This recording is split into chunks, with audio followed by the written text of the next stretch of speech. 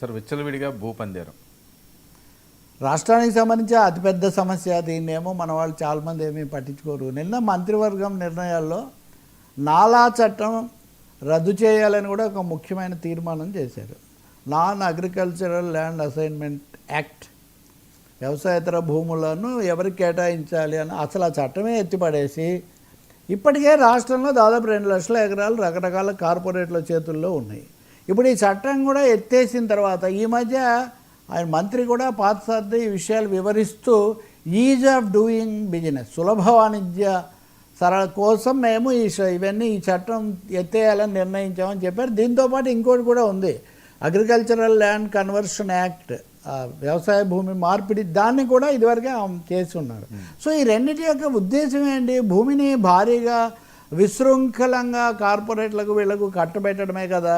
దీనికి ఒక పెద్ద ఉదాహరణ ఏంటంటే కడపలో అదానీ కంపెనీకి ఉన్నటువంటి సోలార్ ఎనర్జీ కోసం వాళ్ళు చేస్తున్న 1200 ఎకరాలను తాజాగా కేటాయిస్తూ 99 ఏళ్ళ లీజు కేటాయించడం. అంటే అంతకుముందేమో ఎవరు వచ్చినా మేము 99 పైసలకు భూమి ఇస్తాము అని అదొక మాట చెప్పారు. కరేడులో ఇండోసోల్ గురించి అది జరుగుతుంది. ఇప్పుడు రాష్ట్రంలో 32 చోట్ల ఈ సేకరణకు సంబంధించి భూములు తీసుకోవడానికి సంబంధించి కేసులు నడుస్తున్నాయి.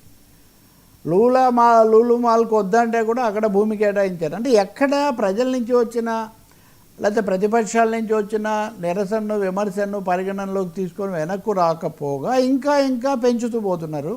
మీరు మంత్రివర్గ నిర్ణయాలు చదవండి, అందులో 3/4 లేదా 1/3 సగము భూముల కేటాయింపే. ఉదాహరణకు అమరావతిలో VST SRM యూనివర్సిటీ ఉన్నాయి, వాటికి మళ్ళీ ఒక 100 ఎకరాల చొప్పున కేటాయిస్తూ అసలు ఈ భూపందేరం ఏంటి? అంతకుముందు ఇచ్చిన భూములు, ఇళ్ళు, ఇలాంటివన్నీ సమస్యలు అలాగే ఉండగా రకరకాల పేర్లతో.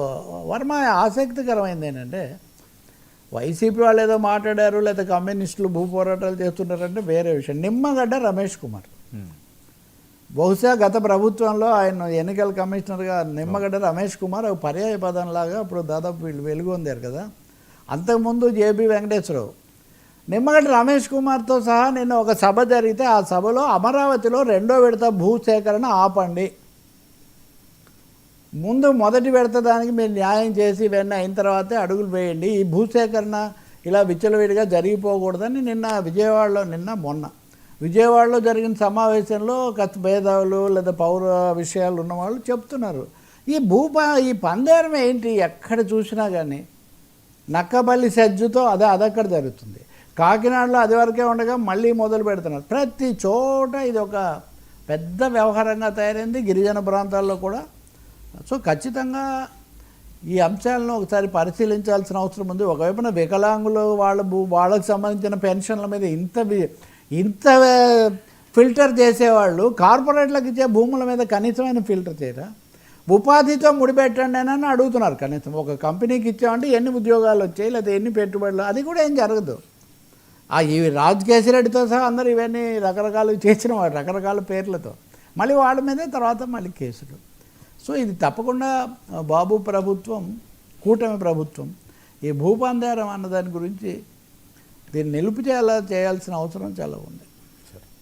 సార్ కేసీఆర్కి హైకోర్టులో చొక్కేది.